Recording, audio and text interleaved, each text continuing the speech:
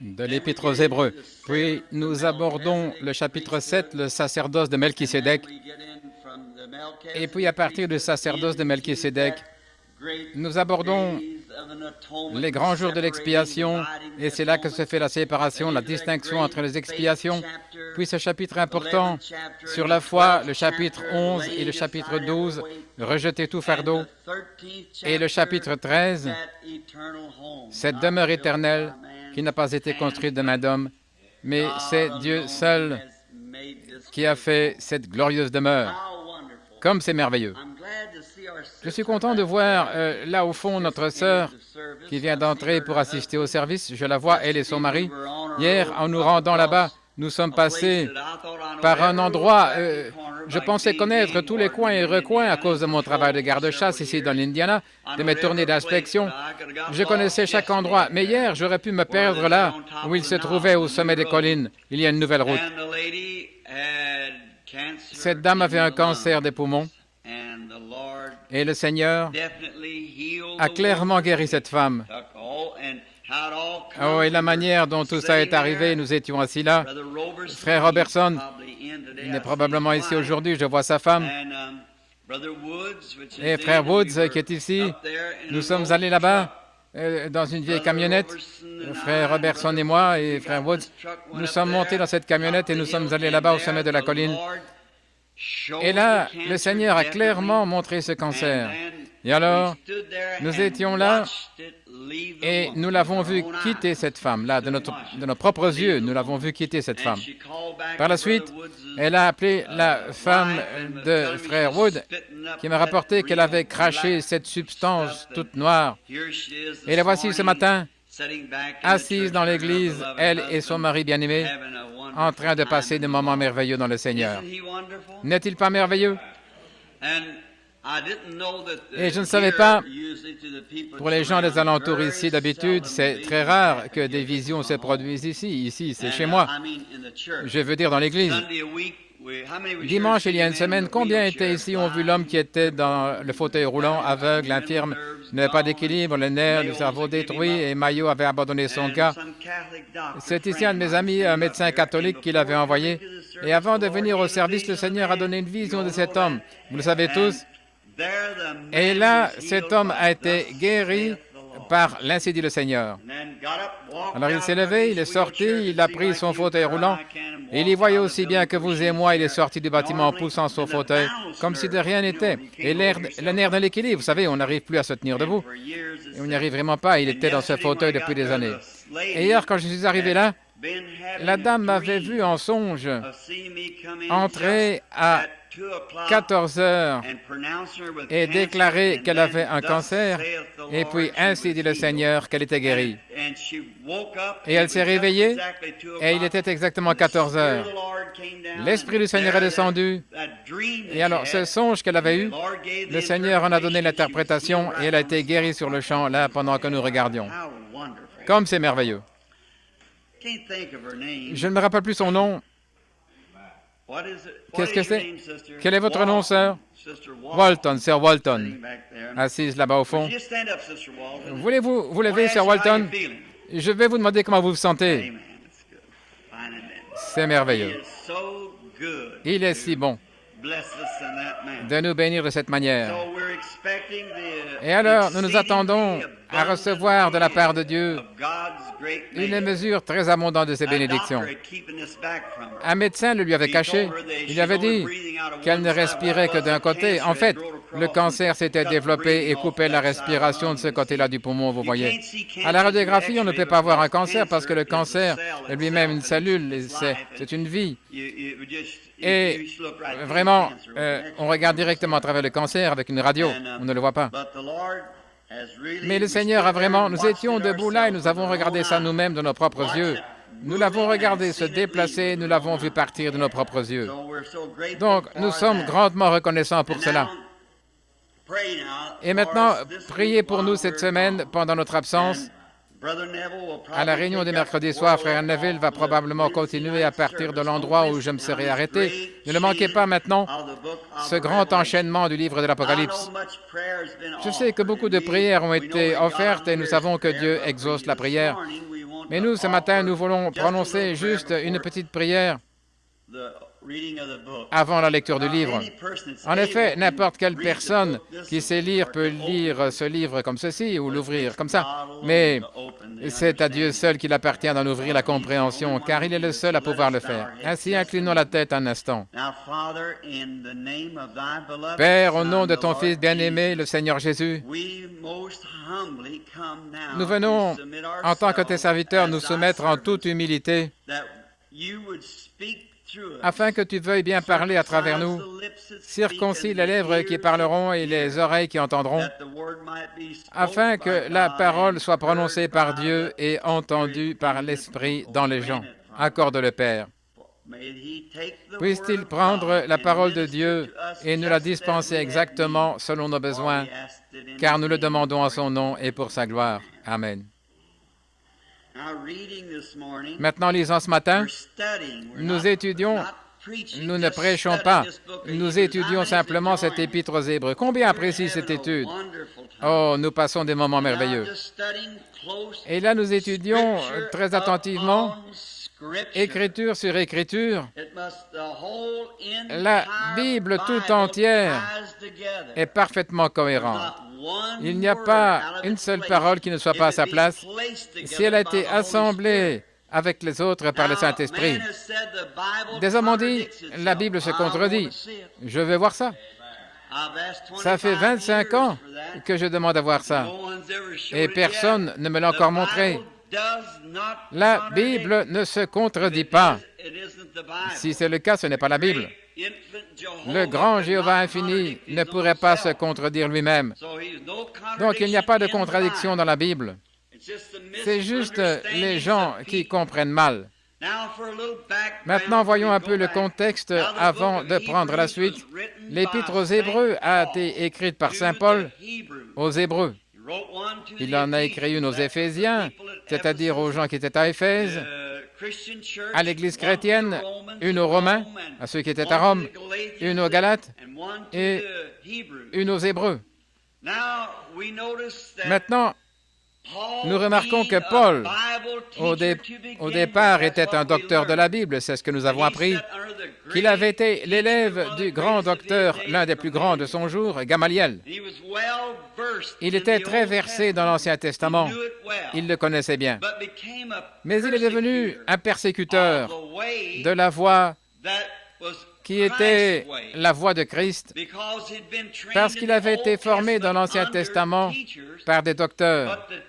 Mais les docteurs, en général, sont charnels. J'espère que je ne dis pas quelque chose que je ne devrais pas.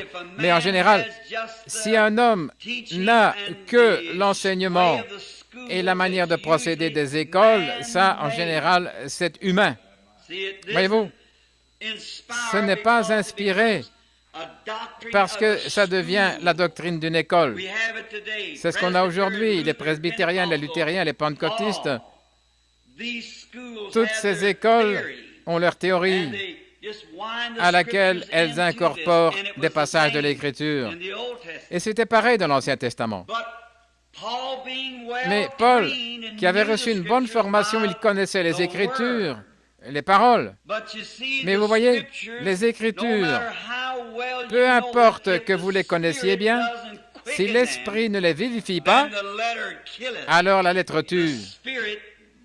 C'est l'Esprit qui donne la vie.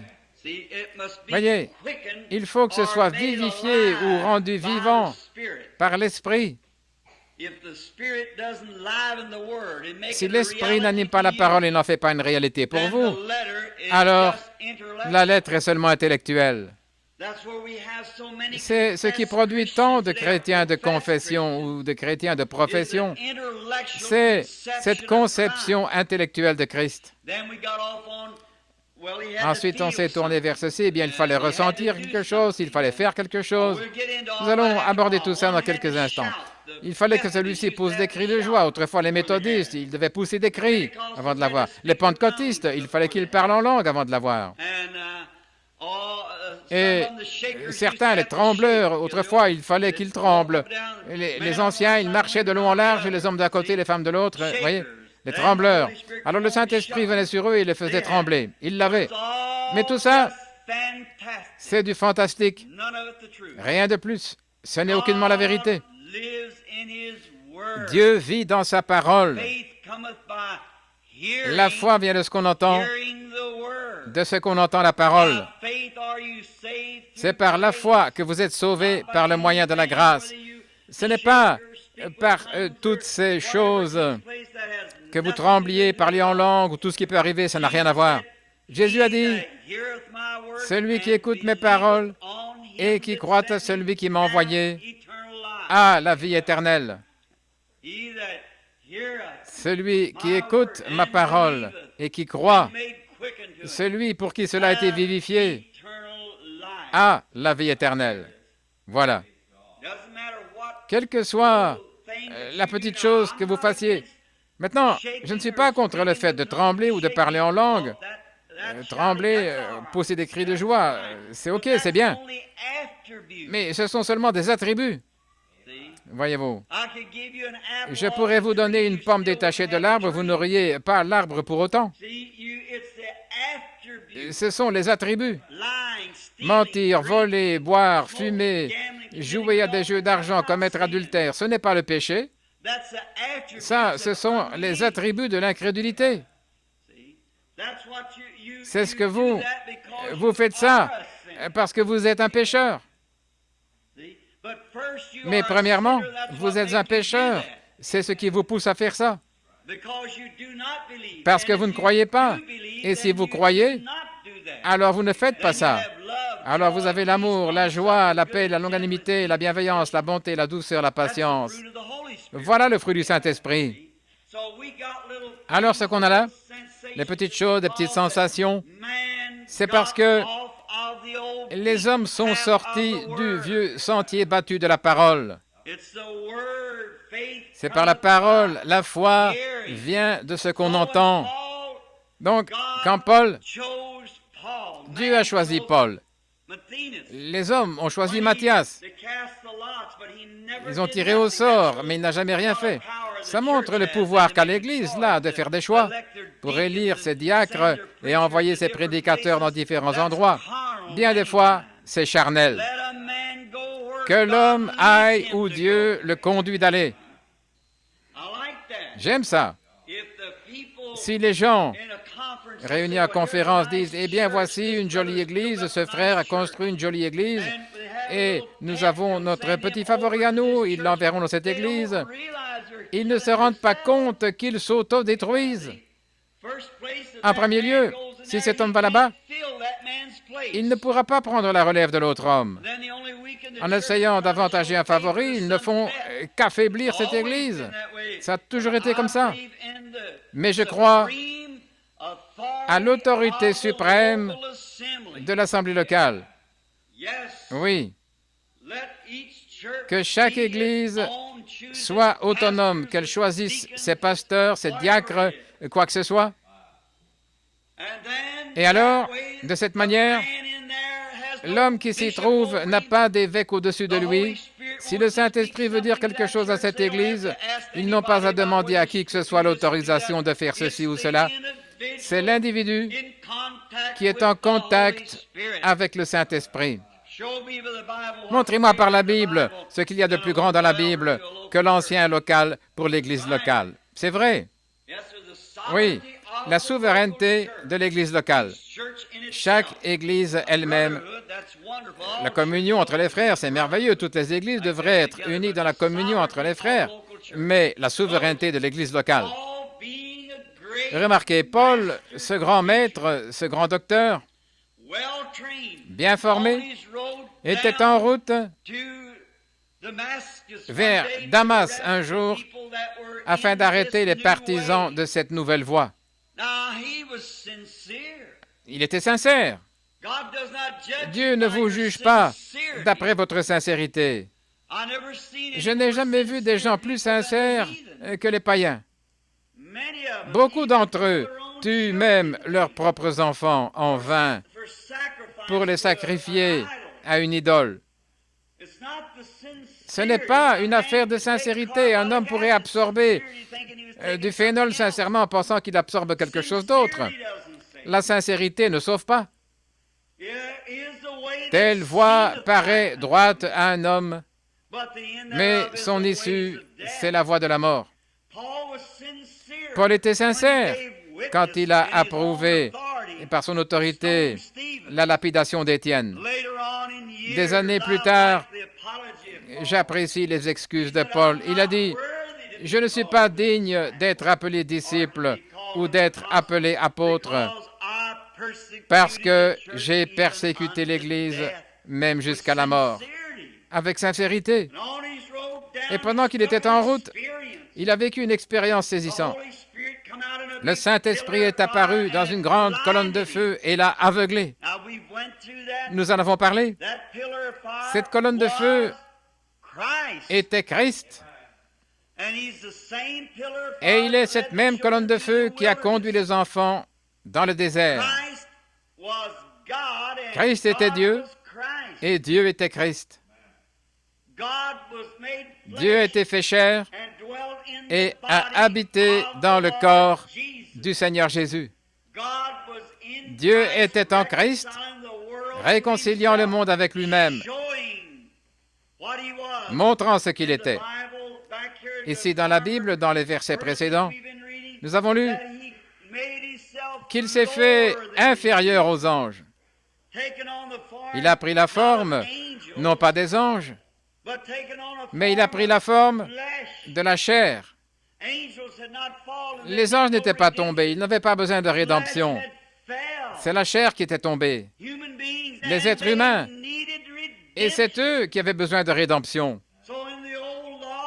Selon les anciennes lois, un homme, pour être un rédempteur, premièrement, il devait être un parent. Le remarquable livre de Ruth, nous l'avons étudié il y a quelque temps. Nous avons vu que Dieu, qui est esprit, est devenu notre parent en devenant l'un de nous, afin de nous racheter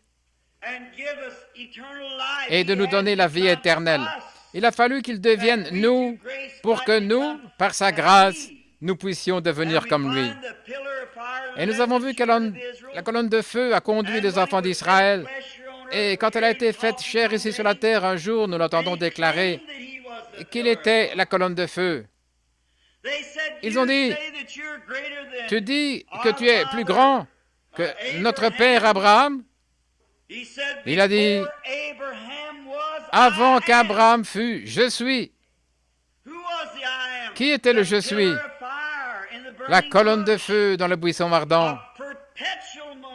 Un mémorial perpétuel pour toutes les générations. Pas seulement pour cette génération-là, mais aussi pour cette génération-ci.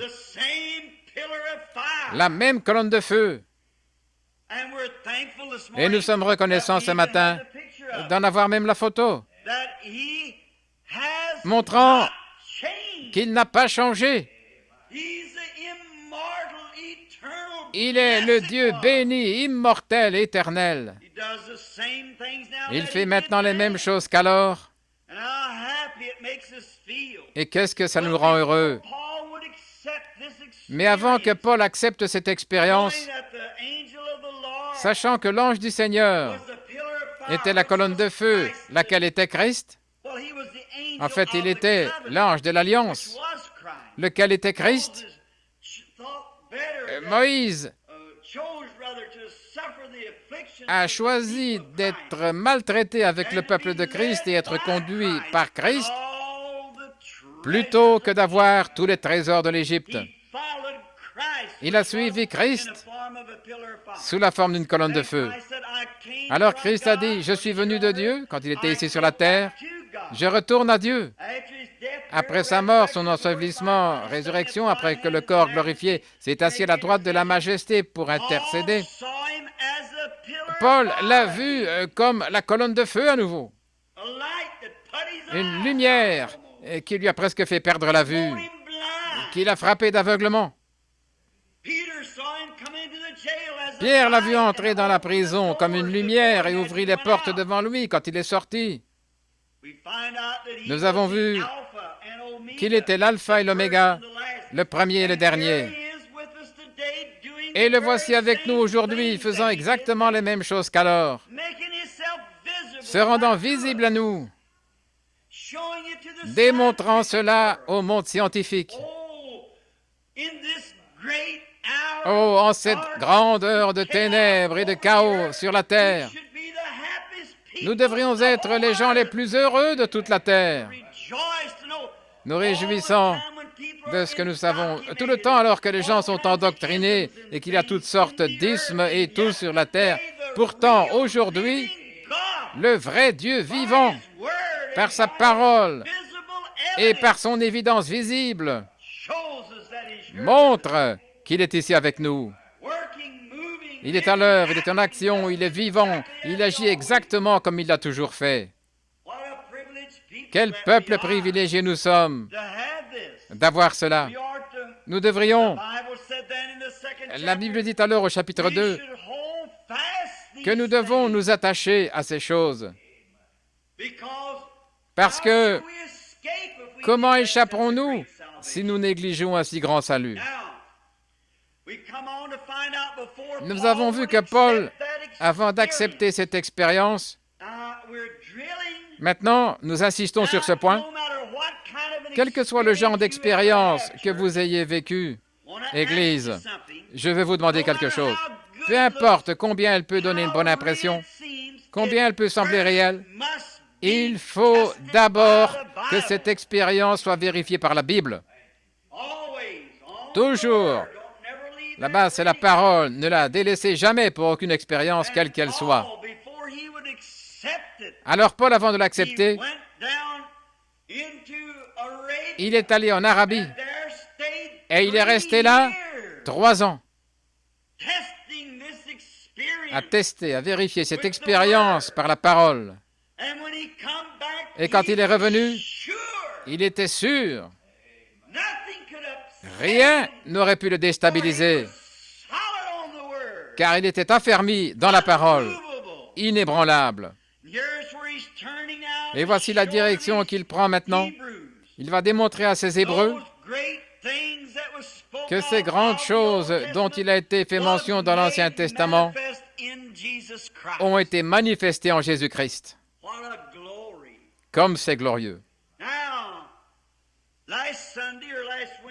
Dimanche dernier ou mercredi dernier, frère Neville, ici au chapitre 5, a touché quelques points très importants parce que c'est un chapitre merveilleux. Et dimanche dernier, nous avons vu au chapitre 4 qu'il a traité de la question du sabbat, de l'observance du sabbat. Êtes-vous sûr ce matin de savoir ce qu'est l'observance du sabbat? Si vous le savez, dites Amen. Le sabbat, c'est le repos dans lequel nous entrons, pas par un jour, pas par une loi, mais en entrant en Christ, qui est notre sabbat. Il est notre sabbat. Nous avons parcouru l'Ancien Testament et nous avons montré que le temps viendrait où la parole serait ligne sur ligne, précepte sur précepte. Et il a prouvé que nous sommes entrés dans son repos le jour de la Pentecôte. Car ceci laisserait reposer celui qui était fatigué, lui donnerait du repos. Et nous avons vu que Dieu a fixé un jour dans David à propos du 7e jour, et Dieu se reposa le 7e jour. Il l'a aussi donné aux enfants d'Israël dans le désert, et de nouveau, il a fixé un jour. Quel jour était-ce? Un certain jour de la semaine? Le jour où vous entendez sa voix, n'endurcissez pas votre cœur. C'est le jour où il entre pour vous donner une paix éternelle, un sabbat éternel. Vous n'allez pas à l'église le dimanche pour devenir religieux alors? Quand vous naissez de l'Esprit de Dieu, vous entrez pour toujours dans le repos. Il n'y a plus d'observance du sabbat. Vous êtes dans le sabbat, continuellement, pour toujours et pour l'éternité. Vos œuvres mondaines s'est terminées, dit la Bible, et vous êtes entrés dans cette paix bénie. Ces 5 premiers chapitres placent Jésus dans sa position de souverain sacrificateur. Dieu autrefois à plusieurs reprises et de plusieurs manières a parlé au Père par les prophètes, mais en ces derniers jours nous a parlé par son Fils Jésus. Chapitre 1, verset 1. Et ainsi de suite jusqu'à la fin du chapitre 5, où nous le voyons représenté dans Melchisédek, qui n'a eu ni commencement de jour ni fin de vie, mais qui est sacrificateur à perpétuité pour toujours. Réfléchissez à ça. Qui était ce grand homme? Nous allons y venir dans 2 chapitres, sa vie entière, nous allons l'étudier. Ce grand homme qui est allé au-devant d'Abraham, qui n'a jamais eu de papa, il n'a jamais eu de maman, il n'a jamais eu de temps où il a commencé sa vie et il n'aura pas de temps où il terminera sa vie. Et il est allé au-devant d'Abraham lorsqu'il revenait des défaites du roi. Remarquez, cette personne extraordinaire, qui qu'il ait été, il est toujours vivant. Il n'a pas eu de fin de vie. C'est Christ qui l'a rencontré.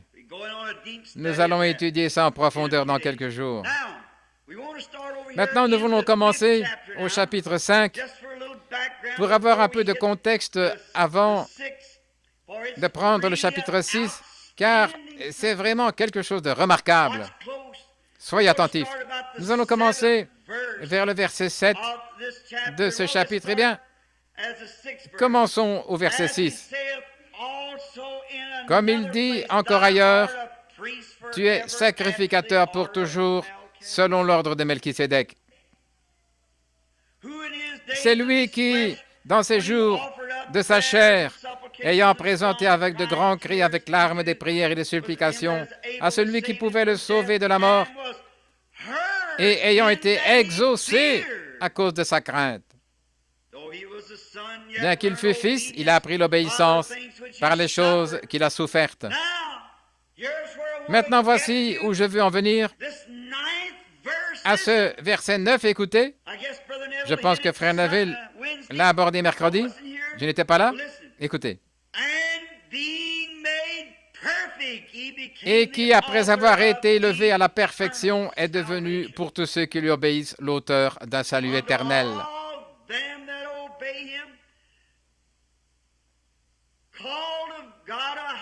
Dieu l'ayant déclaré souverain sacrificateur selon l'ordre de Melchisédek, nous avons beaucoup de choses à dire là-dessus. Nous allons en rester là parce que nous allons revenir à Melchisédek dans quelques soirs. Maintenant, nous allons reprendre ici notre étude.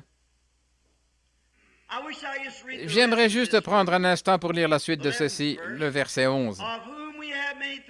Nous avons beaucoup à dire là-dessus, des choses difficiles à expliquer, parce que vous êtes devenus longs à comprendre.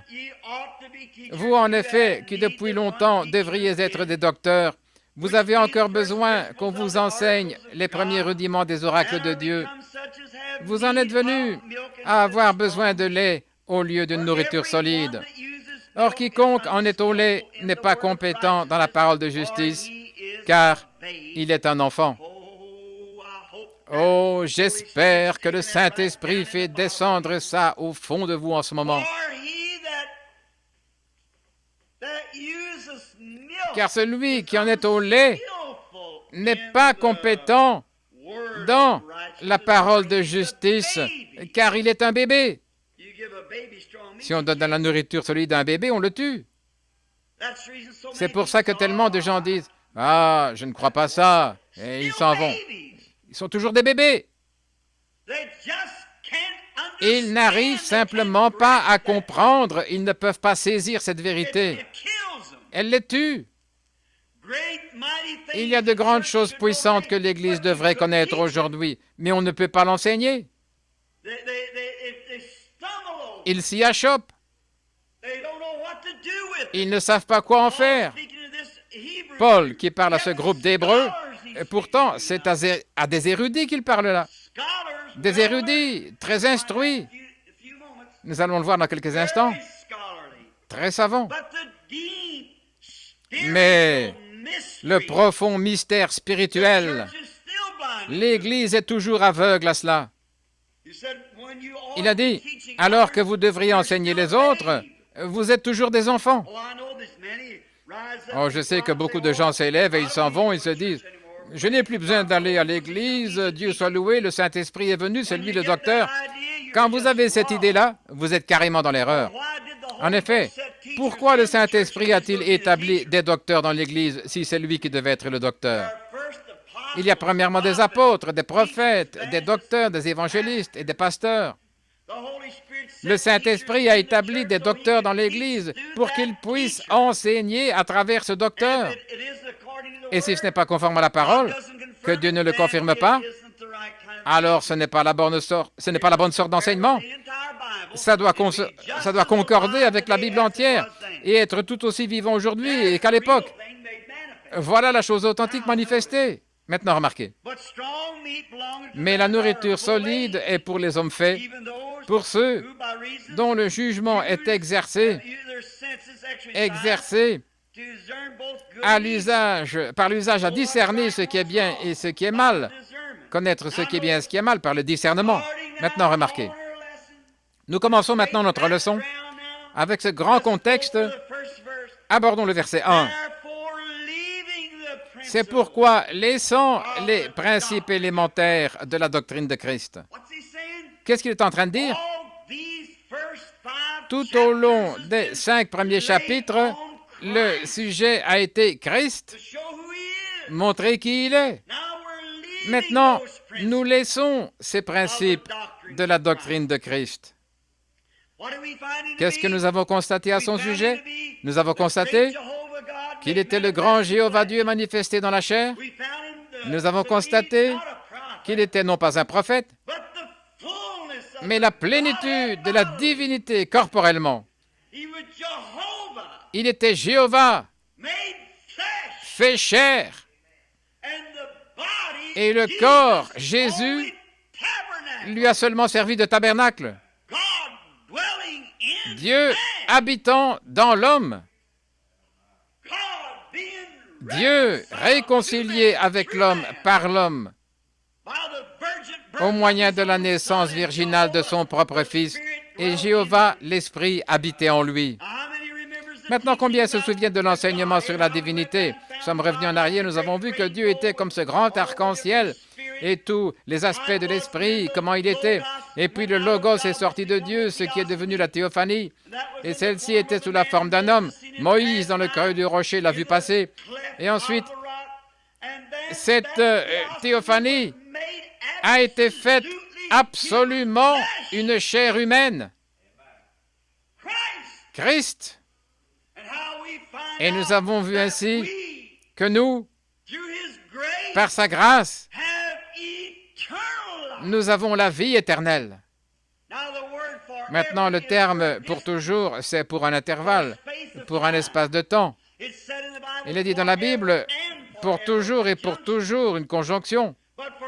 Mais « pour toujours », ça représente seulement une période de temps. Mais « éternel », ça veut dire pour toujours, éternellement. Et tout ce qui a eu un commencement a une fin. Mais les choses qui n'ont pas eu de commencement n'ont pas de fin. Ainsi, Dieu n'a pas eu de commencement et il n'a pas de fin. Et donc Melchisédek, le grand sacrificateur, comme un homme, il n'a pas eu de commencement et il n'a pas de fin. Et puisque nous, par cette théophanie, nous avons été faits à l'image de Dieu avant même que le monde ait été créé, puisque cette théophanie a été faite chair et habitée parmi nous, ainsi par sa mort, nous-mêmes recevons son esprit et nous n'avons pas de fin. La vie éternelle. Pas des anges, mais des hommes et des femmes. Oh, si seulement je pouvais d'une manière ou l'autre présenter cela de façon à ce que mon auditoire le saisisse. Vous ne serez jamais un ange. Dieu a fait les anges. Mais Dieu a fait l'homme. Et ce que Dieu fait émane de Dieu. Alors c'est tout aussi éternel que Dieu l'est. L'homme est tout aussi éternel que son Créateur. Parce qu'il a été fait d'éternité. Mais par contre, le péché a une fin. La souffrance a une fin. C'est pourquoi il ne peut pas y avoir d'enfer éternel. Il y a un enfer de feu et de soufre, nous le savons, mais il n'y a pas d'enfer éternel. Il n'y a qu'un seul type de vie éternelle. Et c'est Dieu qui possède cela. Si vous devez souffrir pour toujours, vous avez la vie éternelle. L'enfer a une fin et il peut durer des milliards d'années, mais il finira par avoir une fin. La Bible ne dit nulle part qu'ils ont souffert éternellement. Elle dit pour toujours et pour toujours. Jonas aussi s'est cru enfermé dans le ventre de la baleine pour toujours. Pour toujours représente un intervalle ou une limite de temps. Mais éternel, c'est perpétuel. Et cela n'a ni commencement ni fin. C'est comme un anneau, un cercle. Et alors que nous avançons dans le temps, nous ne faisons que graviter autour des grands motifs de Dieu. Le motif de Dieu, c'était de faire l'homme à son image pour qu'il puisse être en communion avec lui. Et il a fait de lui un être tangible. Maintenant, le péché nous a amenés dans un lieu de corruption. Mais ça n'arrête jamais le programme de Dieu.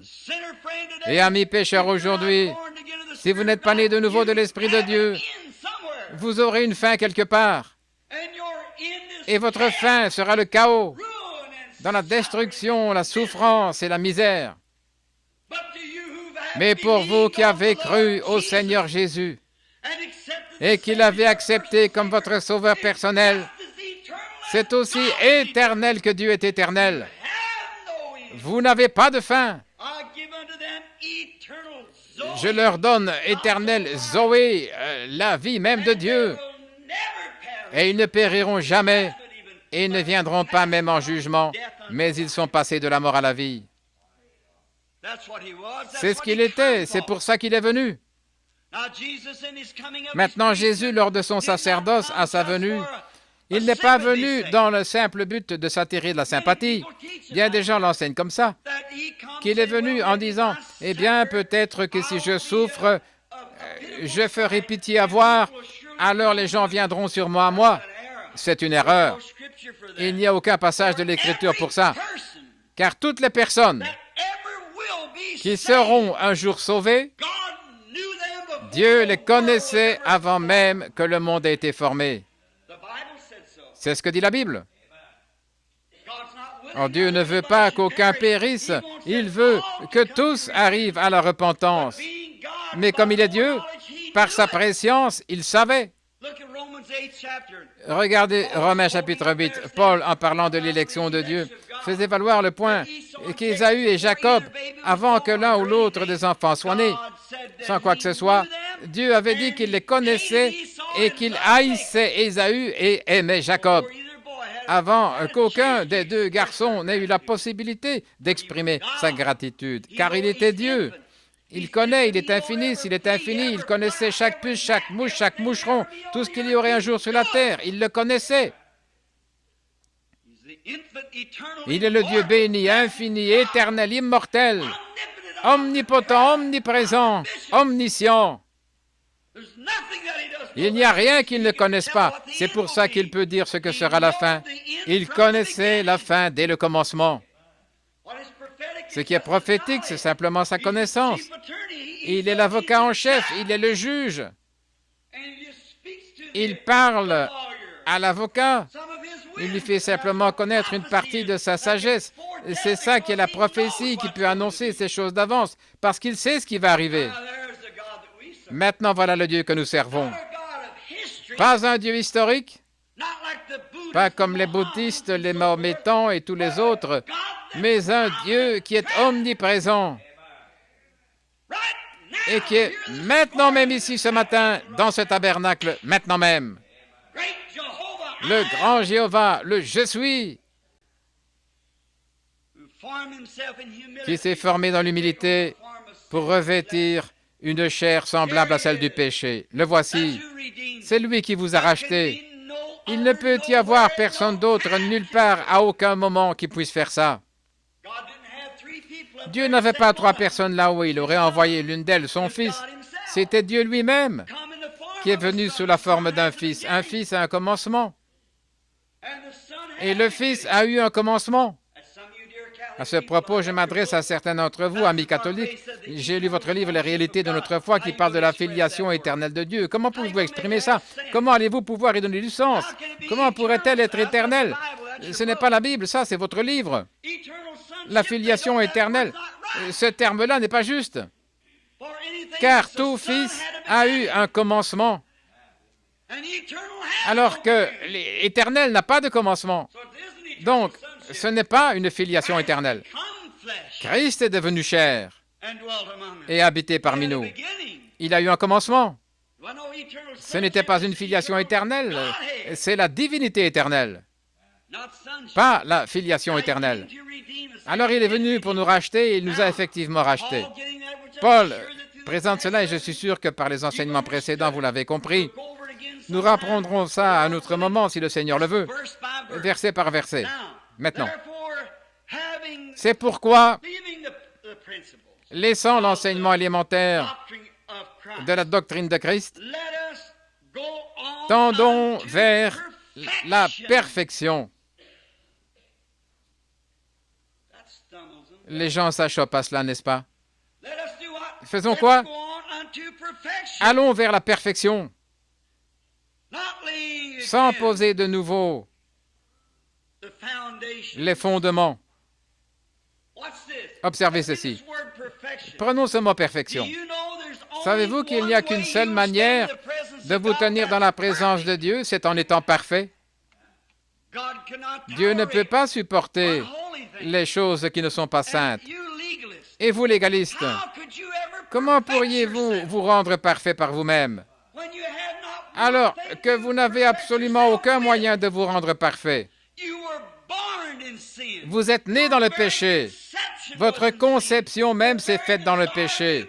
Le désir même qui a fait que vous soyez ici était péché. Né dans le péché, enfanté dans l'iniquité, venu au monde en disant des mensonges. Alors sur quoi allez-vous vous tenir? Sur quoi, toi, pécheur, qui dis « Je vais arrêter de fumer, j'irai au ciel » ? Sur quoi, toi, prétendu chrétien, tiède, conservateur, qui te promène, la mine allongée et qui dit « Eh bien, je suis membre de l'Église, tu es un pécheur ». C'est vrai. Si tu n'es pas né de l'Esprit de Dieu, tu es perdu. C'est vrai. Comment pourras-tu aller au ciel? Tu dis, je n'ai jamais menti de ma vie. Oh, le petit chéri, c'était vraiment un ange dès le départ. C'est un mensonge. Quelle que soit votre bonté, vous êtes un pécheur. Et vous n'avez absolument aucun moyen, ni aucun prêtre, aucun évêque, aucun cardinal, aucun pape, ni rien d'autre qui puisse vous sauver, parce qu'il est dans le même bateau que vous. Nous allons approfondir ça dans quelques instants. Il est dans le même état. Le pape de Rome est né dans le péché. Il a été enfanté dans l'iniquité. Il est venu au monde en disant des mensonges. Il est né par suite du désir sexuel d'un homme et d'une femme. Comment pouvez-vous devenir juste à partir de ça? Eh bien, son papa et sa maman sont nés de la même manière, et eux sont nés de la même manière, son grand-papa, sa grand-maman, et ainsi de suite. C'est le péché dès le départ. Alors qui peut dire que ceci est saint et que ça est saint? Il n'y a qu'une seule chose sainte et c'est Jésus-Christ, le Fils du Dieu vivant, qui a été rendu parfait.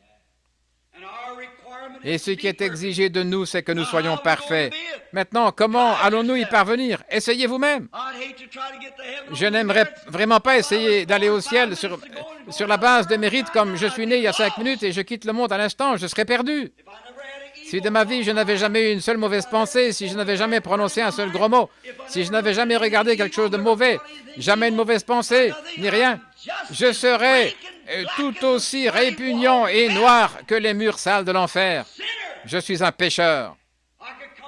Je pourrais passer ma vie enfermé dans une pièce et comme certaines religieuses carmélites ou quelque chose comme ça, et ne jamais voir le monde, et rester là et prier toute ma vie, faire du bien, n'être multimillionnaire et donner tout ce que j'ai aux pauvres. Je serai quand même un pécheur.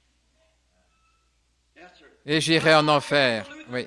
Je pourrais adhérer à l'église luthérienne, baptiste, pentecôtiste, presbytérienne, avoir été inscrit sur les registres dès ma naissance et rester fidèle à cette église jusqu'à l'âge de 100 ans. Quand ma vie sera ôtée, personne ne pourrait me montrer du doigt et on dirait, il n'a jamais eu même une seule mauvaise pensée. J'irai en enfer aussi sûr que je suis ici devant vous. Je suis un pécheur. C'est exact.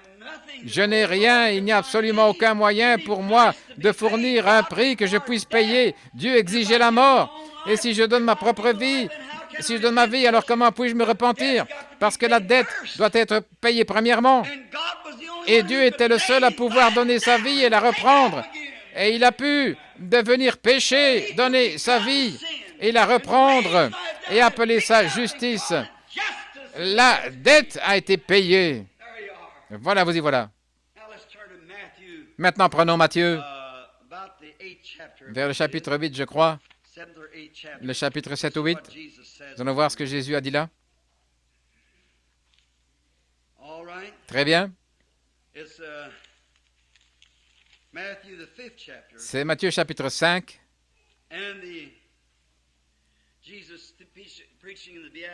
Et c'est Jésus qui prêche les béatitudes. Verset 47. Et si vous saluez seulement vos frères, que faites-vous d'extraordinaire? Les publicains? Mais regardez. Mais soyez donc parfaits. Quoi? Soyez donc parfaits, comme votre Père céleste est parfait. C'était le commandement de Jésus.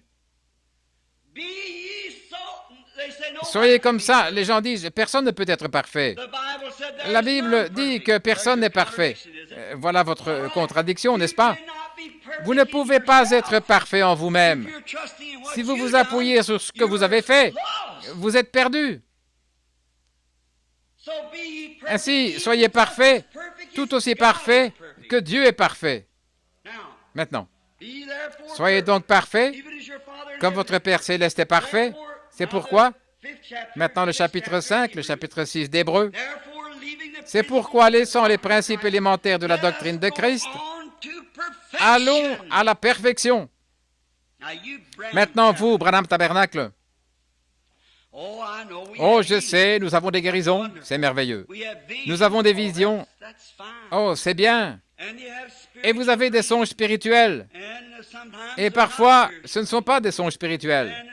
Et parfois, nous essayons d'aider les pauvres, nous faisons ce que nous pouvons. Oh, c'est bien. Mais nous ne parlons pas de ça maintenant. Nous entrons dans une autre phase. Laissant la doctrine. Oh oui, nous avons la doctrine de Christ, nous croyons qu'il était le Fils de Dieu, né d'une vierge. Nous croyons cela, ainsi que toutes ces autres choses. C'est vraiment merveilleux.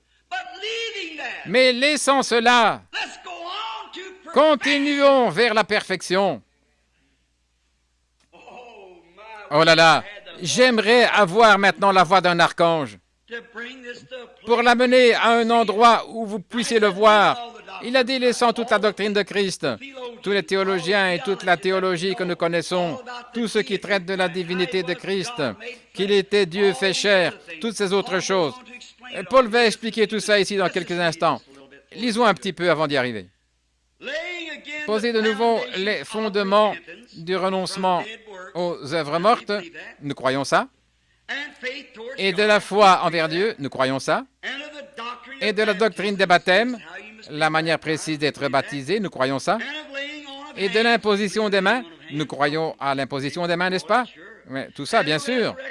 Et la résurrection des morts, nous croyons ça. Maintenant, regardez bien. Vous voyez ici, jugement est employé avec éternel. C'est pour toujours. Quand un jugement est prononcé par Dieu, c'est pour toujours. Alors, il ne peut plus y avoir de réconciliation une fois que le jugement est prononcé. Maintenant, vous pouvez comprendre pourquoi Dieu devait avaler la pilule lui-même, comme on dit. Après avoir condamné l'homme pour avoir péché, le seul moyen pour lui d'opérer la réconciliation, c'était de prendre lui-même la place de l'homme. C'était le seul moyen pour lui d'être réconcilié, ou par lequel il puisse nous réconcilier. C'était de prendre notre place et de devenir un pécheur. Dieu, Jéhovah, est devenu un pécheur. Et il a donné sa vie. Bon, vous pourriez donner votre vie, vous, à un pécheur, afin de mourir pour la bonne cause. Paul a dit, quand je livrerai mon corps pour être brûlé comme sacrifice, je ne suis toujours rien. Parce que ça ne marchera pas. Voyez-vous, quand vous mourrez, c'en est fini de vous. Si vous mourrez pécheur, vous êtes perdu. Mais Dieu est descendu dans la chair et il a condamné le péché dans la chair, ayant été fait chair pécheresse. En effet, il était le Dieu éternel et il a ressuscité son propre corps. C'est donc lui qui est le justificateur. Maintenant, toutes ces choses avançons vers la perfection, a dit Paul. Maintenant, regardez. Du jugement éternel, c'est ce que nous ferons, si Dieu le permet, au verset 3.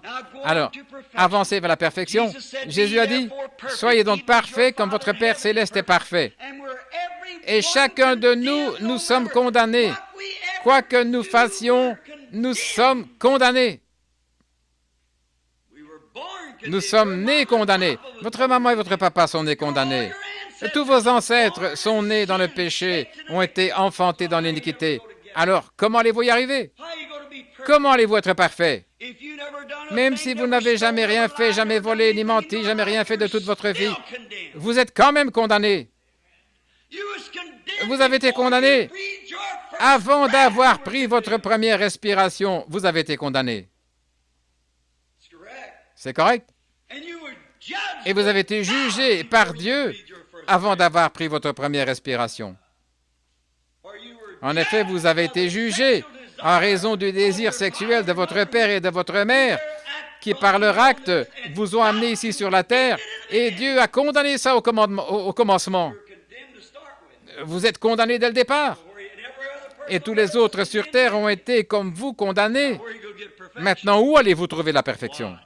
Regardez. Prenons un instant Hébreux chapitre 10. Écoutez attentivement. Je veux commencer par lire un petit peu ici au chapitre 9, le verset 11. Mais Christ est venu comme souverain sacrificateur des biens à venir. Il a traversé le tabernacle plus grand et plus parfait, son propre tabernacle, sa chair. Vous voyez, l'ancien tabernacle, avez-vous remarqué, il y avait un voile à l'intérieur de l'ancien tabernacle qui cachait l'arche dans laquelle Dieu vivait. Combien le savent? Eh bien, cet ancien tabernacle construit de main d'homme, les rideaux faits de peau de chèvre et tout, formaient un tabernacle servant à cacher la présence de Dieu. Combien savent qu'un seul homme pouvait y entrer une fois par an? Certainement, c'était Aaron. Il y entrait une fois par an. Et il devait être oint. Et oh, ce qui était exigé, et il devait avoir du feu à la main. S'il était entré sans ça, il serait mort dès qu'il aurait écarté ce voile. Il serait tombé raide mort. Il devait entrer là, allumer ses chandeliers et faire l'aspersion du propitiatoire, ce qui annonçait le sang, cette mort comme substitut jusqu'à ce que Christ vienne accomplir cela. Maintenant, mais Dieu ensuite est entré dans un autre type de tabernacle. Et ce tabernacle, c'était qui? Jésus. Et Dieu était à l'intérieur de Jésus. Et il était caché. mais il réconciliait le monde avec lui-même par son expression. Christ a révélé Dieu. Il a dit, ce n'est pas moi qui fais les œuvres, c'est mon Père qui demeure en moi. Je ne fais rien de moi-même. Je ne fais que ce que je vois faire au Père, et le Père qui est en moi me montre ses visions, et ensuite je vais faire exactement ce que le Père m'a dit de faire. Vous saisissez? Dieu était à l'intérieur d'un corps humain, pas derrière des peaux de chèvre teintes, mais il vivait, il bougeait. Dieu avait des mains, Dieu avait des pieds, Dieu avait une langue, Dieu avait des yeux. Et c'était Christ. Voilà, c'était lui. Ensuite, il est parti. L'Esprit est entré là, afin que par sa mort, il puisse rendre l'Église parfaite et amener l'Église à se soumettre. Et ainsi, ce même Esprit qui était en Christ est dans l'Église, faisant les mêmes choses que Christ avait faites. Encore un peu de temps et le monde ne me verra plus, mais vous me verrez, car je serai avec vous et même en vous jusqu'à la fin du monde. Maintenant, écoutez ceci. Mais Christ est devenu souverain sacrificateur des biens à venir, et il a traversé le tabernacle le plus grand et plus parfait, qui n'est pas construit de main d'homme, c'est-à-dire qui n'est pas de cette création. Il n'a pas été construit de main d'homme. Comment est-il né? Par une naissance virginale. Ce corps a été sacrifié ou sanctifié, non avec le sang des boucs et des veaux, mais avec son propre sang. Son propre sang. Vous savez que le sang vient du sexe masculin. Alors, quelqu'un a dit, « Oh, Jésus était juif. » Il n'était pas juif. « Oh, nous sommes sauvés par du sang juif. » Non. Si nous avons été sauvés par du sang juif, nous sommes encore perdus. Jésus n'était pas juif, il n'était pas non plus des nations. Il était Dieu. Dieu le Père, l'Esprit, l'être invisible. Personne n'a jamais vu Dieu, mais le Fils unique venu du Père est celui qui l'a déclaré.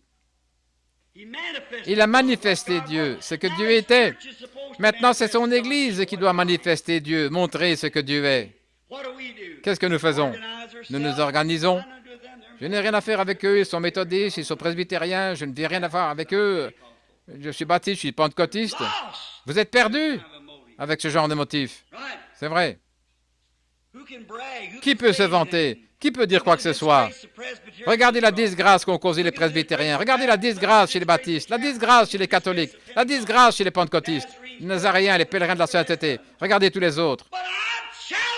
Mais je vous mets au défi de lever une main accusatrice contre cela et d'y trouver de la disgrâce. Oui, de montrer cela du doigt, alors que le Dieu Tout-Puissant a dit, « Celui-ci est mon Fils bien-aimé, en qui je me plais à demeurer, écoutez-le. » Le voilà, celui qui est parfait, c'est lui. Lisons un peu plus loin. Et il est entré une fois pour toutes dans le lieu très saint, non avec le sang des boucs, des veaux, mais avec son propre sang et obtenu une rédemption éternelle. Vous saisissez? Une rédemption éternelle. Il ne s'agit pas d'être racheté aujourd'hui et ensuite la semaine prochaine, quand les réunions de réveil commencent, il faut être racheté de nouveau. Et ensuite, oh, nous rétrogradons et il faut être racheté de nouveau. Vous êtes rachetés une fois pour toutes. C'est vrai. Plus question de racheter, racheter, racheter. Une rédemption éternelle. Celui qui écoute mes paroles et qui croit celui qui m'a envoyé a la vie éternelle et ne viendra jamais en jugement.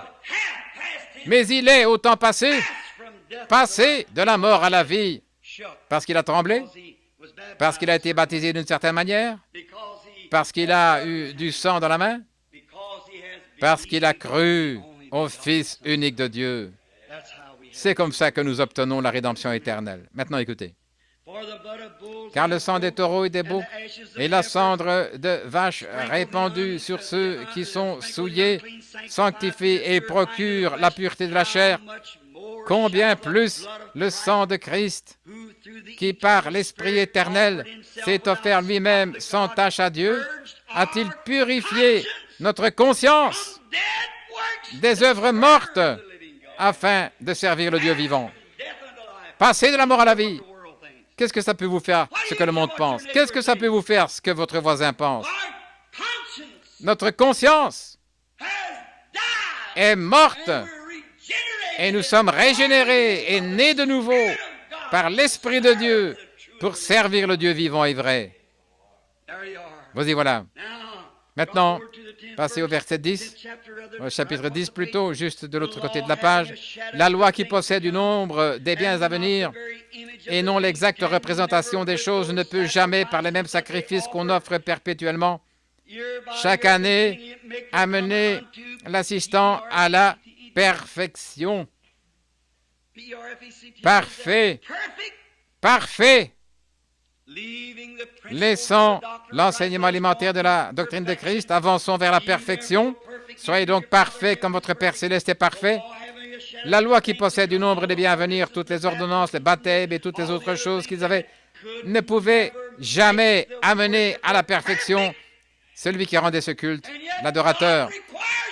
Et pourtant, Dieu exige la perfection. Se joindre à l'Église nazaréenne ne vous amènera jamais à la perfection. À l'Église baptiste, pentecôtiste, n'importe laquelle, ne vous amènera jamais à la perfection.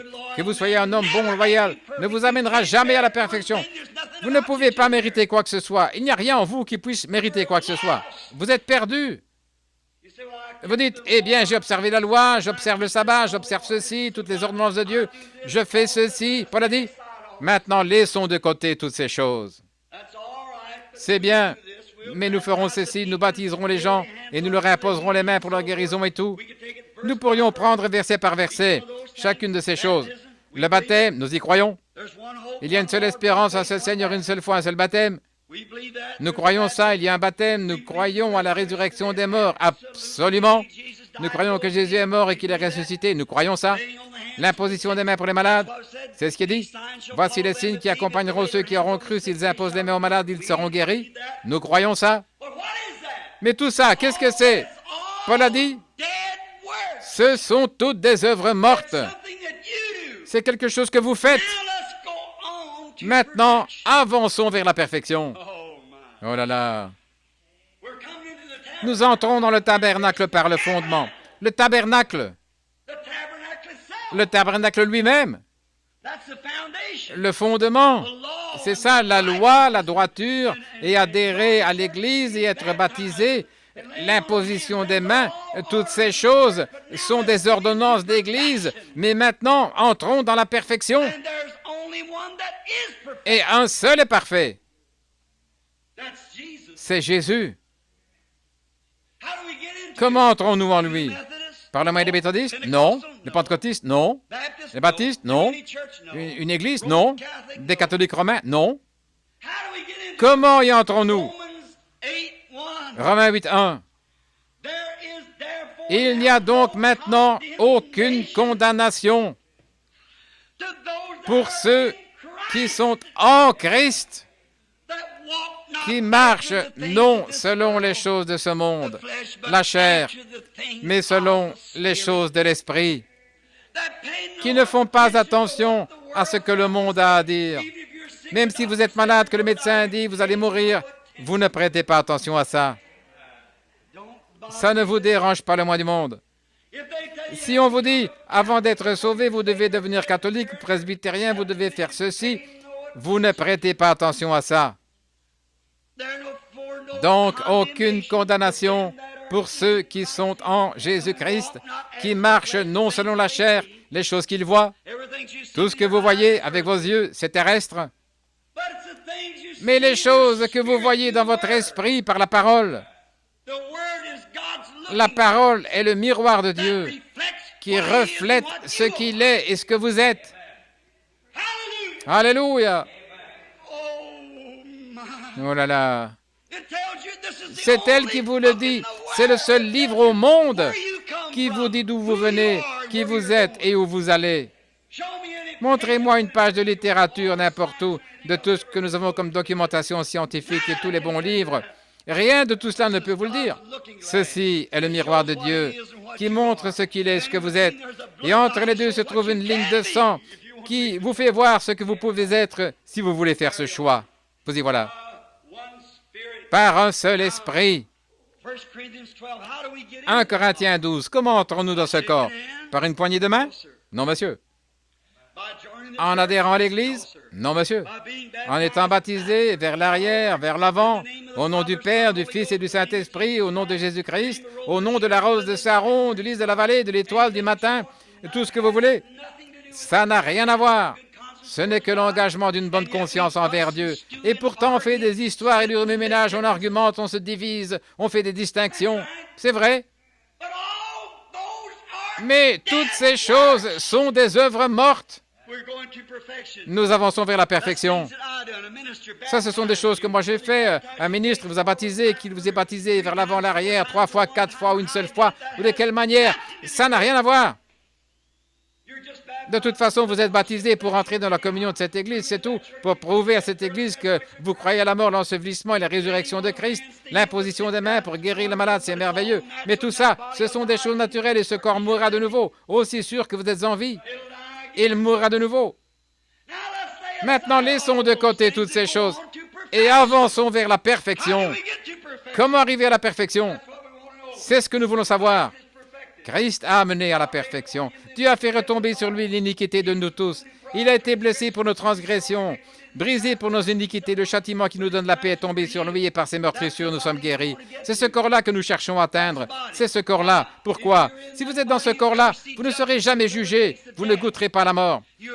Vous êtes libre de toute mort, du jugement, du péché, de tout le reste quand vous êtes dans ce corps-là. Comment y entre-t-on, prédicateur? En devenant membre de ce tabernacle, vous seriez quand même perdu. De toute manière, vous ne pouvez pas devenir membre. Nous n'avons pas de registre. Comment y entre-t-on? En adhérant à une église? Non, monsieur.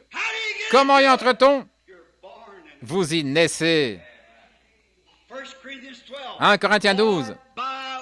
Car par un seul esprit, nous sommes tous baptisés dans un seul corps. C'est par le baptême du Saint-Esprit que nous sommes baptisés dans ce corps et que nous sommes libres du péché.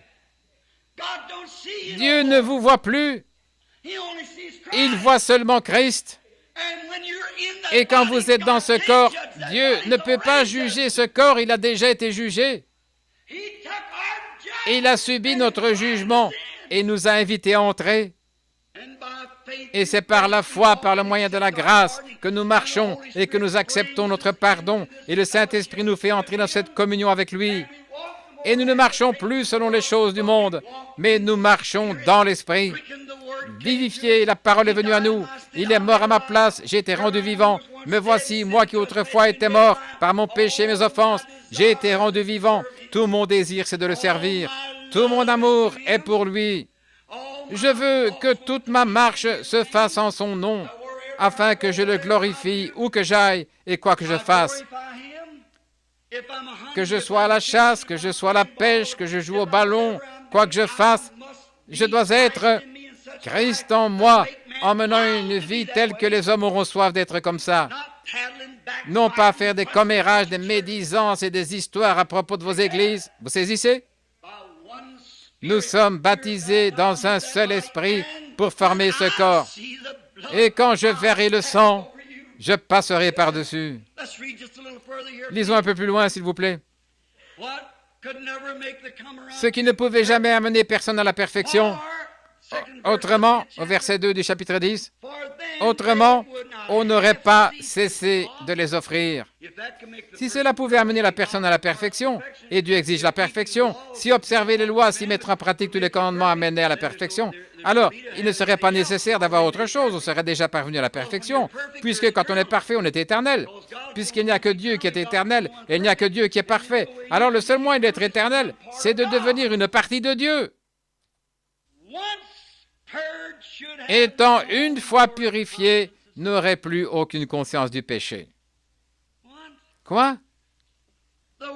L'adorateur étant une fois purifié, n'a plus aucune conscience. Si vous écrivez la traduction, c'est désir. L'adorateur étant une fois purifié, n'a plus aucun désir du péché. Si l'adorateur a été une fois purifié, vous avancez maintenant, vous dites, oh alléluia, j'ai été sauvé hier soir, mais bon, Dieu soit béni, elle m'a fait rétrograder, alléluia, un jour je serai de nouveau sauvé. pauvre, illettré, inexpérimenté. Ce n'est pas comme ça. Ce n'est pas comme ça. L'adorateur étant une fois purifié n'a plus aucune conscience du péché.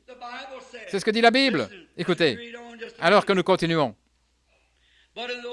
Mais le souvenir du péché, chaque année, par ces sacrifices, maintenant nous allons lire un peu plus bas, vers le verset 8 pour gagner du temps. Après avoir dit, d'abord, tu n'as agréé ni sacrifice, ni offrande, ni holocauste pour le péché, ce qu'on offre selon la loi.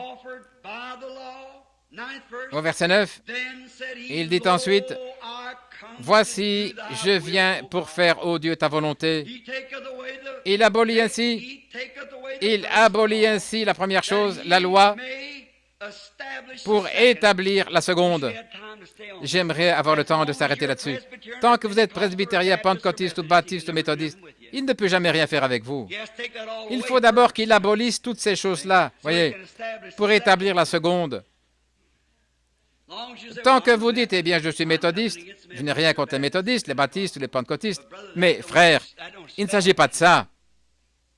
Vous devez avancer vers la perfection, c'est-à-dire entrer en Christ. Regardez maintenant une minute. C'est en vertu que nous sommes sanctifiés par l'offrande du corps de Jésus-Christ une fois pour toutes. Hein? Lisons juste un peu plus loin. Retenez cela. Laissez pénétrer cela pendant que nous lisons. Une fois pour toutes. Et tandis que tout sacrificateur fait chaque jour le service et offre souvent le même sacrifice qui ne peut jamais ôter le péché, mais cet homme, êtes-vous prêts? Votre veste est-elle ouverte maintenant pour que ça ne passe pas à côté, mais que ça entre directement dans votre cœur? Mais cet homme, quel homme? Pas le pape de Rome, pas l'évêque de l'Église méthodiste, ni de n'importe quelle autre église. Mais cet homme, Christ, après avoir offert un seul sacrifice pour le péché, s'est assis pour toujours à la droite de Dieu, attendant désormais que ses ennemis soient devenus son marchepied. Regardez bien, voilà, on y arrive. Car par une seule offrande, il a amené à la perfection, il a perfectionné jusqu'au prochain réveil.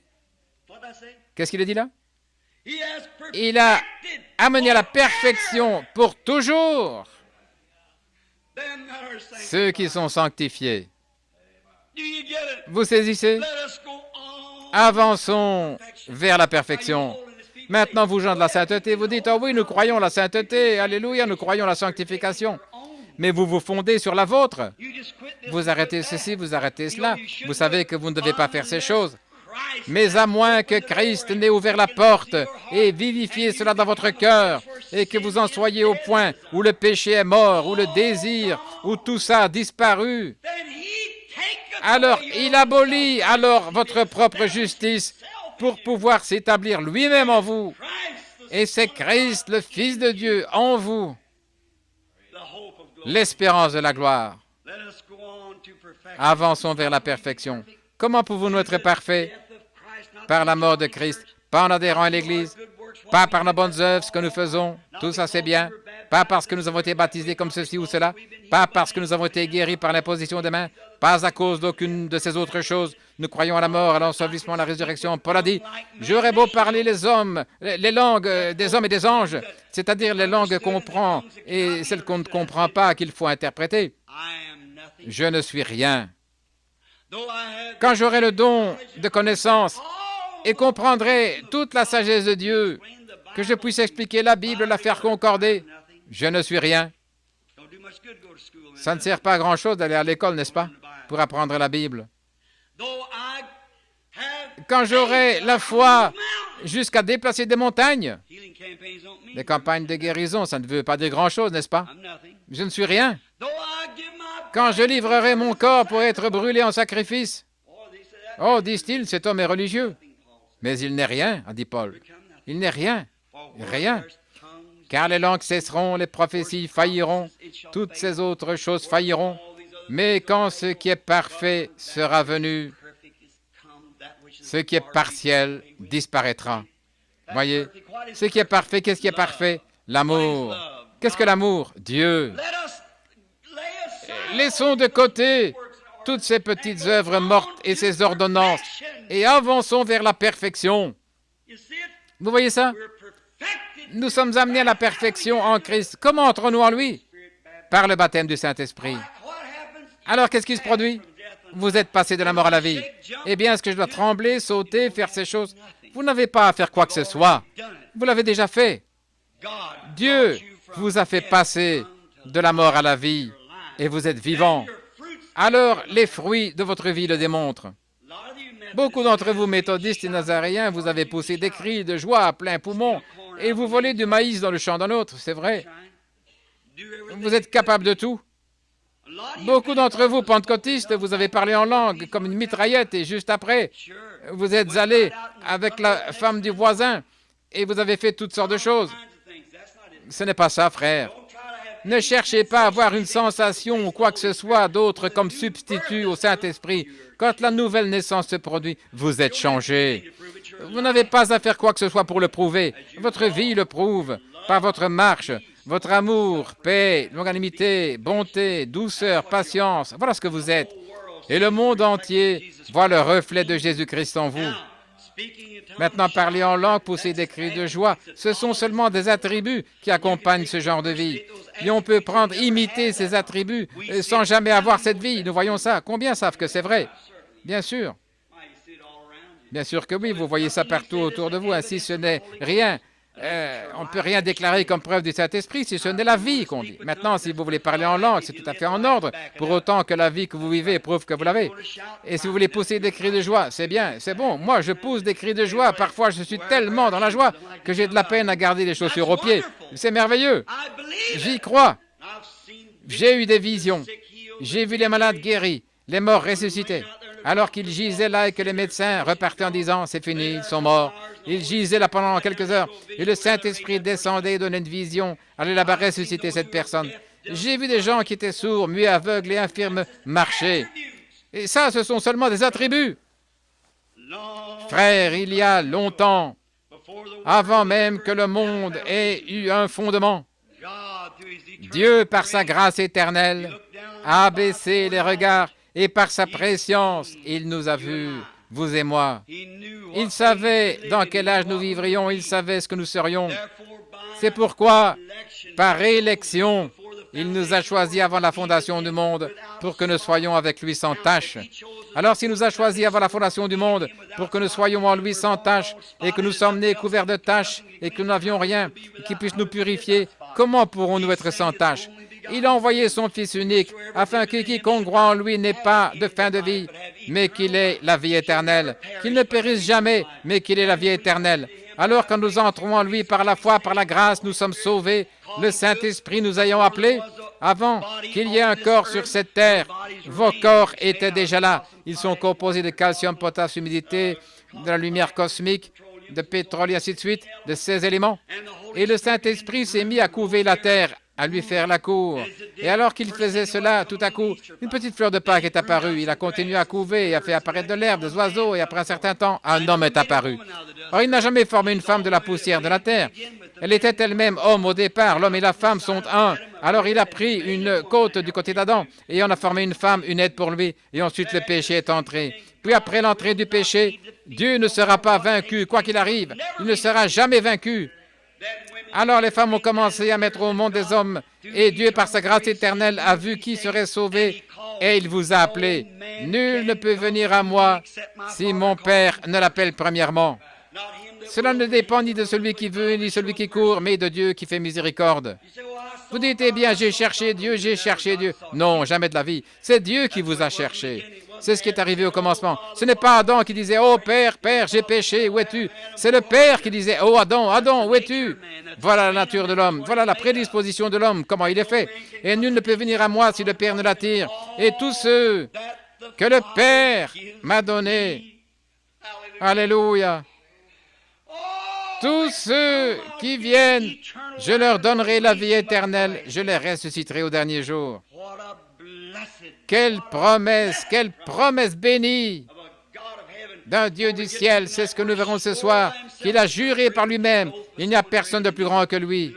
On prête serment par quelqu'un de plus grand que soi. Il n'y a personne de plus grand que lui. Nous allons y arriver. Comment il l'a fait? Il a prêté serment à lui-même qu'il nous ressusciterait et ferait de nous son propre héritage. Quelle position ferme nous pouvons avoir ce matin? Comment pouvez-vous regarder la mort en face et dire comme Paul, « Mort, où est ton aiguillon? Tombe, où est ta victoire? Mais grâce soit rendue à Dieu qui nous donne la victoire par notre Seigneur Jésus. » Vous y voilà. Pourquoi? Oh, tu as fait telle chose. Je sais, mais je suis couvert par son sang. Alléluia. Nous avons tous été baptisés dans un seul esprit pour former un seul corps. Vous, méthodistes, baptistes, presbytériens, quoi que vous soyez, nous avons été baptisés pour former un seul corps. Et nous sommes en communion et nous sommes citoyens du royaume de Dieu, professant que nous ne sommes pas de ce monde. L'autre jour, ma petite fille est venue me dire, « Papa, cette petite fille a fait telle chose et elles ont fait telle chose. Nous, pourquoi est-ce qu'on ne fait pas ça? » J'ai dit, « Ma chérie, nous ne sommes pas de ce monde-là. Elles vivent dans leur monde à elles. » Elle a dit, « Est-ce qu'on ne marche pas tous sur la même terre? » J'ai dit, « Ça, c'est le monde, ma chérie. Nous, on ne fait pas partie de ces gens-là. » La Bible dit, « Sortez du milieu d'eux, séparez-vous, dit Dieu. » Voyez-vous, vous n'en faites pas partie. Et quand cette nouvelle nature entre en vous, on n'a pas besoin de vous faire sortir de force. Vous n'avez pas, comme la femme de Lot, voyez-vous, le désir d'y retourner. Vous êtes simplement sorti par une naissance. Vous êtes dans une autre dimension. À vos yeux, ces choses-là sont comme des ordures. Voilà la grande et fabuleuse Amérique où nous vivons. Ce n'est plus qu'un grand chaos. Tout est axé sur la convoitise, sur les femmes, la manière dont elles s'habillent et les hommes, comment ils agissent et les choses qu'ils font. Et ils se disent chrétiens. Par exemple, Elvis Presley, qui est maintenant membre de l'Église pentecôtiste. Évidemment, Judas a reçu 30 pièces d'argent. Elvis lui a reçu une flotte de Cadillac et quelques millions de dollars pour avoir vendu son droit d'aînesse. Arthur Godfrey, regardez ça. Regardez Jimmy Osborne ici à Louisville, avec cette espèce de boogie-woogie, ce rock'n'roll, ces âneries et cette souillure. Et le dimanche matin, il prend la Bible, se tient sur l'estrade et prêche. Quelle disgrâce! Ce n'est pas étonnant que la Bible dit « Toutes les tables sont pleines de vomissures ». Nous vivons dans un jour terrible. Les gens disent « Oh, ils sont très religieux ». Oh, ne savez-vous pas que le diable est religieux? Ne savez-vous pas que Caïn était aussi religieux qu'Abel? Mais il n'avait pas la révélation. C'est ça. Il n'avait pas la révélation. Certes, nous allons tous à l'église, mais certains ont la vie. Ce sont ceux qui ont la révélation de Jésus-Christ dans leur cœur. Pas parce qu'ils ont tremblé, sauté ou se joint à l'église, mais la révélation. Dieu l'a révélé, lui. Regardez. Qui dit-on que je suis, moi, le Fils de l'homme? Les uns ont dit, tu es un prophète, les autres, Élie, les autres. Mais vous, qui dites-vous? Pierre a dit, tu es le Christ, le Fils du Dieu vivant. Il ne l'a pas dit des lèvres. Il a dit, tu es heureux, Simon, fils de Jonas, car ce ne sont pas la chair et le sang qui t'ont révélé cela. Tu n'as jamais appris ça dans une éthique biblique ou un séminaire de théologie. Tu es heureux, car ce ne sont pas la chair et le sang qui t'ont révélé cela, mais c'est mon Père qui est dans les cieux qui te l'a révélé. Et sur ce roc, je bâtirai mon église, et les portes du séjour des mondes ne prévaudront pas. Si ce matin vous êtes un chrétien parce que vous êtes membre d'église, vous êtes perdu. Si vous êtes chrétien parce que vous êtes passé de la mort à la vie, vous êtes libre du jugement. Une fois entré en Christ, vous avancez toujours plus dans la perfection. Dieu ne voit absolument rien. Vous dites, eh bien, est-ce que je vais faire des erreurs? Bien sûr, mais vous ne le faites pas volontairement. Nous allons parler de ça dans quelques instants. Car celui qui pêche volontairement après avoir reçu la connaissance de la vérité, il ne reste plus de sacrifice pour le péché. Nous allons en parler ce soir parce qu'il est un peu trop tard maintenant. Lisons encore 2 ou 3 versets. Nous nous sentirons mieux d'avoir avancé un peu plus loin. Très bien. Commençons ici ce soir au verset 4. Car il est impossible que ceux qui ont été une fois éclairés, qui ont goûté la puissance, les dons célestes, qui ont eu part au Saint-Esprit, qui ont goûté la bonne parole de Dieu et la puissance du siècle à venir, qui sont tombés, se renouvellent et reviennent à la repentance. Voyez. Nous allons faire le rapprochement avec Hébreux 10 et comparer ça pour montrer ce qu'il en est. Les amis, avançons vers la perfection. Nous sommes sans excuse aujourd'hui. Nous n'avons absolument aucune excuse. Le Dieu du ciel est apparu en ces derniers jours et il fait exactement les mêmes choses qu'il avait faites lorsqu'il était ici sur la terre. Il l'a prouvé, comme nous le voyons en parcourant cette Bible. Et vous, mon auditoire, vous le savez, Nous avons pris un miracle après l'autre, science après, signe après l'autre et prodige après l'autre. Tout ce qu'il a accompli avec les enfants dans le désert, les choses et les signes qu'il a accomplis, les choses qu'il a accomplis quand il était sur la terre manifestées dans la chair. Et exactement les mêmes choses se produisent aujourd'hui parmi nous. Voici la parole qui le confirme. Voici la chose qui le dit. Voici ce qui déclare que c'est juste, qui prouve que c'est juste. Voici la parole de Dieu, l'Esprit de Dieu, ainsi nous sommes sans excuse. Prions. Père céleste, et puisque nous sommes environnés d'une si grande nuée de témoins, rejetons toute parole, tout manquement, toute parole mauvaise, toute parole mal dite, toute pensée, et courons avec persévérance dans la carrière qui est ouverte devant nous, ayant les regards sur l'auteur et le consommateur de la foi, le Seigneur Jésus-Christ. Oh, béni soit son très incomparable et très saint nom, lui qui est venu sur la terre pour acheter les hommes déchus et les ramener dans la communion avec le Seigneur Dieu. Nous te remercions de cela. Et maintenant, par sa grâce, ce n'est pas nous qui l'avons choisi, mais c'est lui qui nous a choisis. Il a dit, « Vous ne m'avez pas choisi, mais c'est moi qui vous ai choisi. » Quand? Avant la fondation du monde. Dieu bien-aimé, si certains assis ici ce matin ont peut-être pendant des années remis ceci à plus tard, alors que constamment quelque chose frappait doucement à leur cœur. Ils ont peut-être adhéré à une église en disant, « Eh bien, tout va bien aller. » Père, assurément, les Écritures l'ont déclaré ce matin. On ne peut pas se cacher derrière une église et être juste. On ne peut pas non plus être gentil, ne pas mentir, ne pas voler, ne rien faire de mal et être juste pour autant. Nous avons une seule justice et ce n'est pas la nôtre, mais c'est sa justice à lui. Il a amené notre salut à la perfection. Par conséquent, si nous sommes en lui, Dieu ne voit pas nos erreurs. Quand nous faisons quelque chose de mal, il y a un esprit qui s'écrie « Oh Père, pardonne-moi » et alors Dieu ne le voit pas. Et nous sommes ramenés dans la grâce et dans la communion avec lui.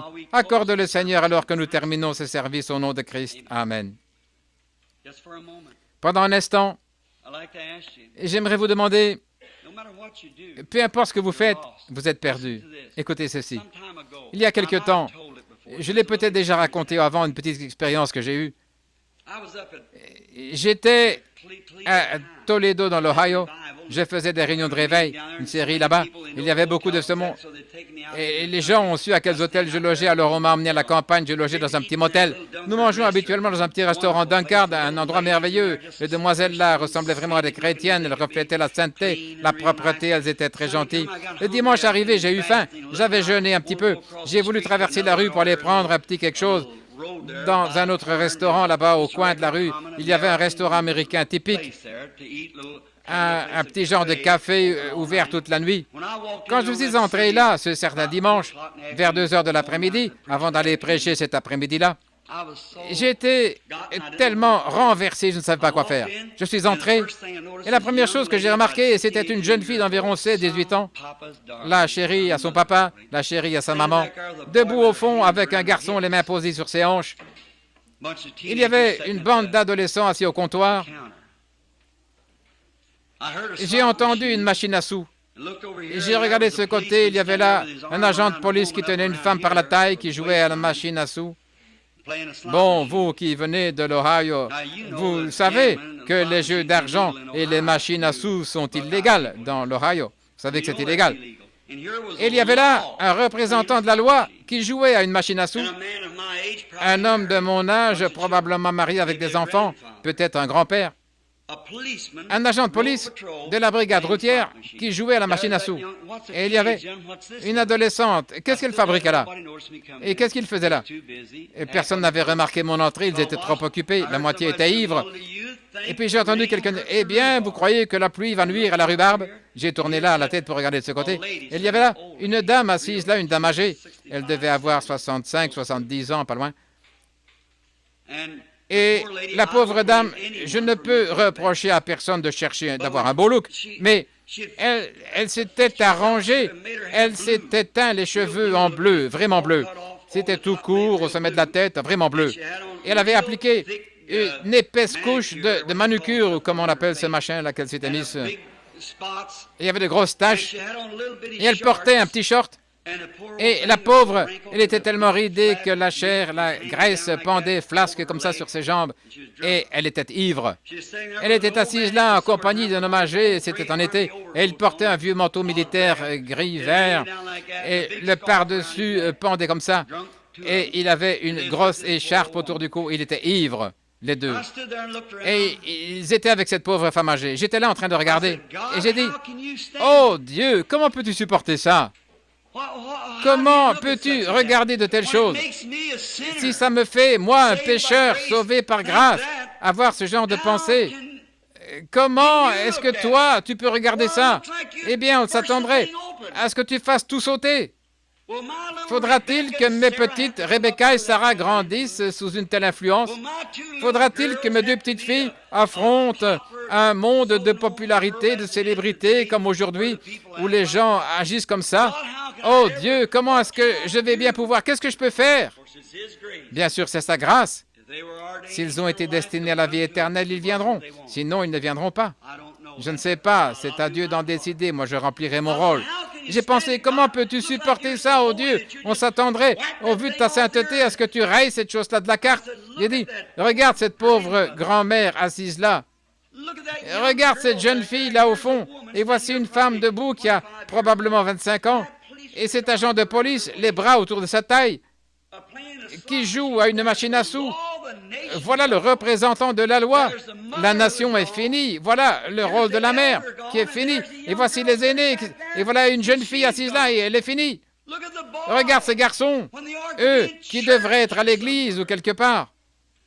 Et j'ai dit, oh Dieu, qu'est-ce que je peux faire? Et me voici dans cette ville, en train de crier de tout mon cœur. Et on n'y prête aucune attention. Les gens marchent comme j'ai pensé. Mais enfin, oh Dieu, à ce moment-là, une pensée m'est venue. Si je ne les ai pas appelés, comment peuvent-ils venir? Tous ceux que le Père m'a donnés viendront. Vous avez des yeux, mais vous ne voyez pas. Vous avez des oreilles, mais vous n'entendez pas. Et j'ai pensé, eh bien, si c'était le président qui arrivait en ville au lieu du réveil, tout le monde viendrait. Oh, bien sûr, ça, c'est le monde. Alors je me suis mis à réfléchir, eh bien, oh Dieu, pourquoi n'envoies-tu pas Jésus et que ce soit terminé? Pourquoi est-ce qu'on ne part pas, qu'on en finisse une bonne fois et que ça s'arrête? Alors j'ai commencé à voir quelque chose bouger devant moi. Ça ressemblait à un petit tourbillon qui tournoyait comme ça. J'ai continué à l'observer. Et j'ai vu la terre qui tournait, qui tournait. J'ai observé ça. Et il y avait quelque chose comme ça qui était pulvérisé. Je regardais. C'était une fine pluie de sang rouge cramoisi qui tombait sur la terre. Ça ressemblait à un tourbillon qui tournoyait comme une comète. Et ça tournoyait autour comme ça. Et je regardais ce tourbillon. Et juste au-dessus, j'ai vu Jésus dans la vision. Il regardait en bas. Et je me suis vu ici, là sur la terre, en train de faire des choses que je n'aurais pas dû faire. Et chaque fois que je péchais, Dieu aurait pu me tuer, parce que le jour où tu en mangeras, ce jour-là, tu mourras. La sainteté, la justice de Dieu l'exige. Et on devrait mourir. Alors j'ai regardé là, je me frottais les yeux et j'ai dit, je ne suis pas endormi, c'est une vision. Je suis sûr que c'est une vision. Je continue de regarder pendant que j'étais là derrière la porte. Et j'ai vu mes propres péchés. Et chaque fois qu'ils allaient atteindre le trône, son sang agissait comme un pare-choc.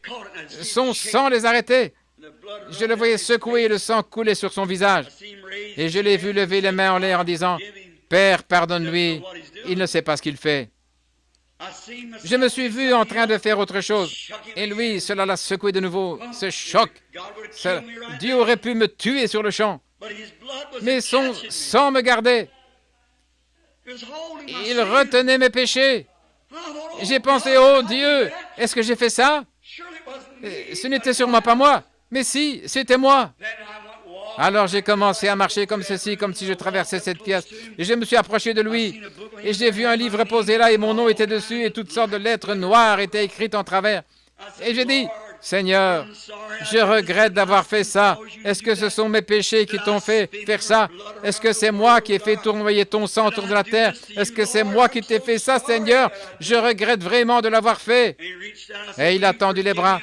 Elle dit, veux-tu me pardonner? Je ne l'ai pas fait exprès, par ta grâce, je vais essayer d'être un meilleur garçon si tu veux bien m'aider. Avec sa main, il a tapoté son côté et avec son doigt, il a écrit « Pardonner » sur mon livre. Et il l'a jeté derrière lui dans la mer de l'oubli. Et j'ai observé ça un petit moment. Et il a dit « Maintenant, moi je te pardonne à toi. Mais toi, tu veux la condamner, elle? » Il a dit « Tu es pardonné, mais elle, tu veux la faire exploser. Tu ne voulais pas qu'elle vive. » Et j'ai pensé, oh Dieu, pardonne-moi, je ne voulais pas penser ça, je ne voulais pas faire ça, je ne voulais pas faire ça. Tu es pardonné, tu te sens bien, mais elle aussi, elle en a besoin, elle en a besoin. Et j'ai pensé, oh Dieu, comment puis-je savoir qui tu as appelé et qui tu n'as pas appelé? Mon devoir, c'est de parler à tout le monde.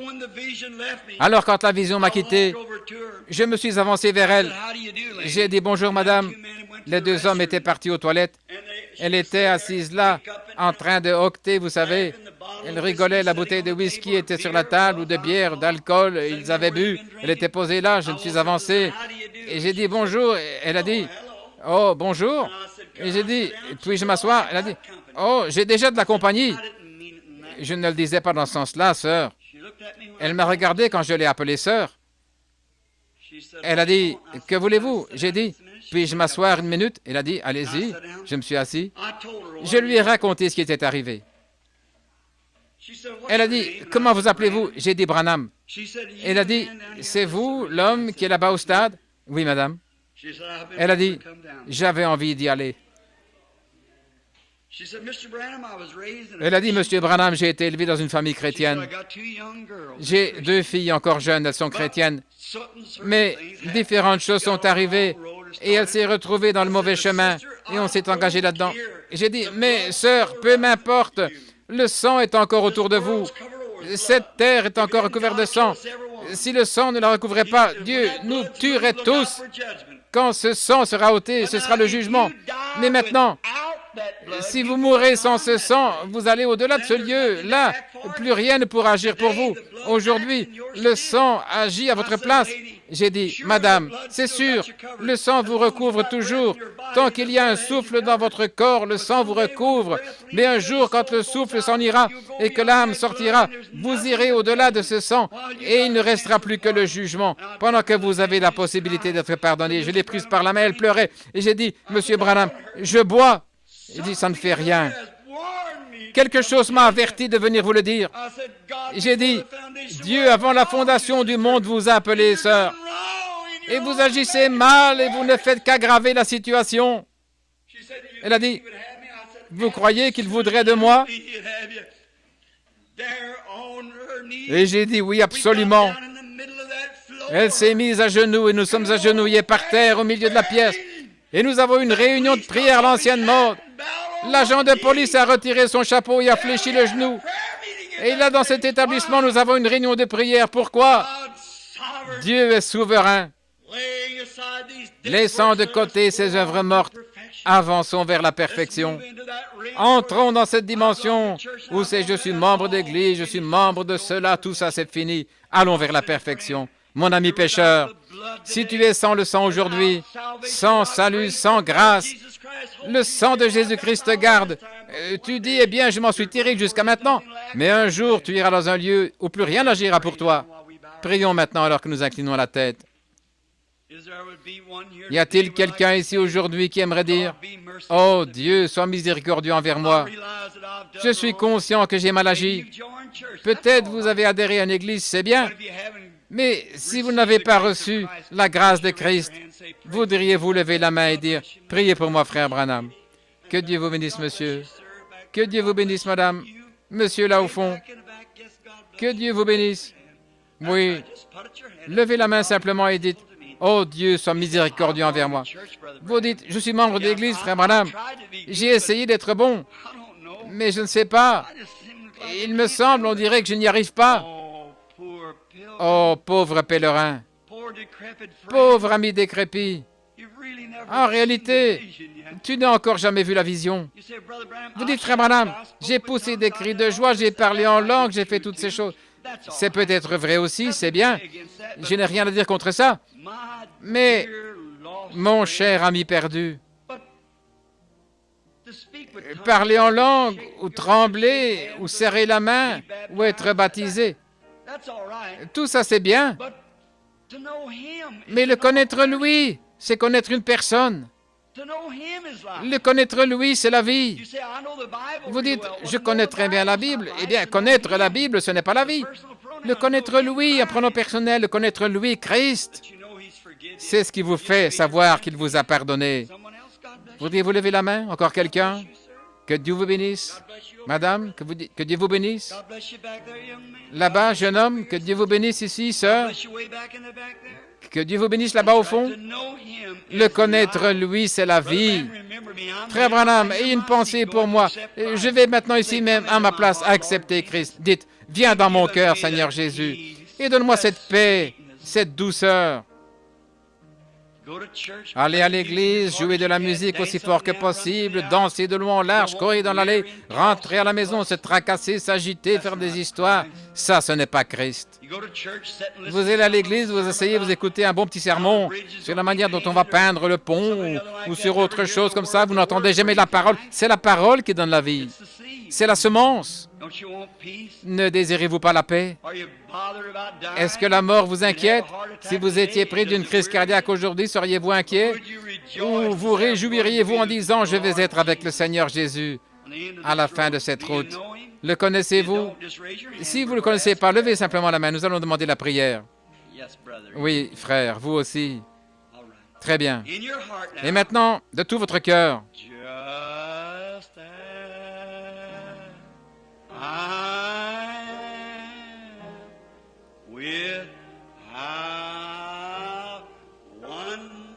tel que je suis, sans rien à moi,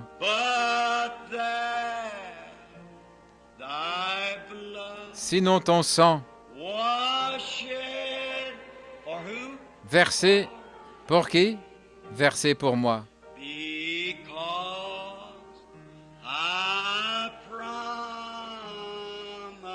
Parce que je le promets, je croirai. Ô agneau, agneau de Dieu, je viens avec tendresse, avec miséricorde, tel que je suis. Avancez vers lui par la foi. Croyez qu'il est à vos côtés et il est là.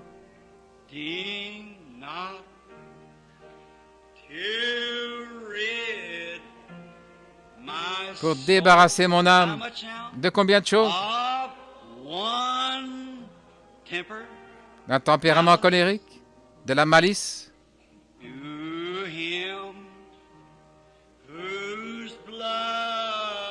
à lui dont le sang peut nettoyer toutes les taches. Ô agneau, par la foi, je m'avance vers la croix ce matin, je dépose mes fardeaux. Je viens. Que Dieu vous bénisse là-bas au fond.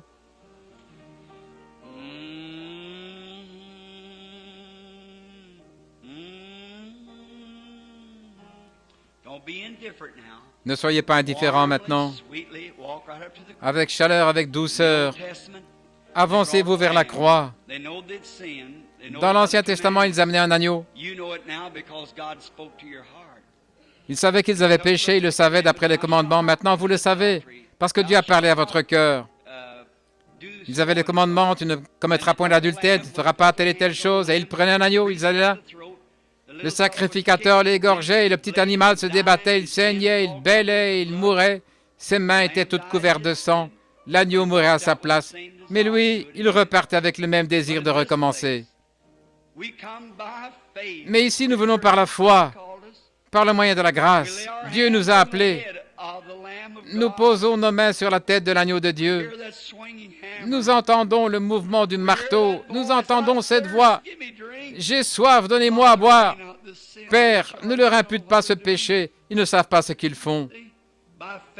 Par la foi, nous sentons sa mort là à notre place. Tout au fond de notre cœur vient s'installer une paix profonde quand une voix dit « Tu es pardonné maintenant. Va et ne pêche plus. » C'est alors que par sa grâce, nous ne repartons plus avec le même désir, mais avec un désir de ne plus jamais pécher ni faire quoi que ce soit de mal. La paix qui surpasse toute intelligence est entrée dans notre cœur. Puissiez-vous la recevoir maintenant, pendant que nous prions ensemble. Père céleste, ils viennent par la foi, par le moyen de la grâce. Environ une douzaine de mains se sont levées. Ce sont les fruits du message. Ils viennent à toi. Ils croient. Je crois aussi en eux, Seigneur. Je crois qu'en vérité, le Saint-Esprit leur a parlé. Et par la foi maintenant, ils gravissent l'échelle de Jacob jusqu'au pied de la croix, là où ils déposent tous leurs péchés en disant « Seigneur, c'est trop pour moi. Je ne peux plus porter ça. Voudrais-tu enlever le poids de mon péché et ôter de mon cœur le désir de faire ces choses? Permets que par la foi aujourd'hui, je te reçoive comme mon sauveur personnel. Et à partir de là, je te suivrai à chaque kilomètre du chemin jusqu'à la fin du voyage. J'entrevois ce que signifie avancer vers la perfection. Ce n'est pas d'aller à l'église, ni les racines des œuvres mortes, comme les baptêmes et ce genre de choses. Mais je veux avancer jusqu'à ce que moi, je n'existe plus et que Christ puisse vivre en moi. Oh, Jésus, accorde ceci à chaque âme repentante ce matin. Tous ceux qui ont levé la main recevront la vie éternelle parce que tu l'as promis. Ils ont accepté cela publiquement, ils ont levé la main, ils ont bravé toutes les lois de la gravitation. Ils ont fait honte à la science parce que la science déclare que vos bras doivent pendre. Tout dans la science prouve que les bras doivent rester attachés à la terre parce que la gravitation les maintient en bas. Mais il y avait un esprit en eux qui a fait une décision et ils ont défié les lois de la gravitation, ils ont levé les mains. Tu as vu ça, Seigneur? Tu as mis leur nom sur le livre. Pardonnez. Le vieux livre est maintenant retourné dans la mer de l'oubli. On ne s'en souviendra plus jamais. Permets-leur d'aller de l'avant aujourd'hui en étant des chrétiens doux et aimants pour te servir. Et peut-être qu'il y en a qui n'ont pas levé la main. Accorde-leur aussi, Seigneur. Que la marche des saints soit plus étroite, Seigneur, car nous sommes un jour plus près de la maison qu'hier. Sois avec nous, Seigneur, car nous le demandons au nom de Christ et pour sa gloire. Amen.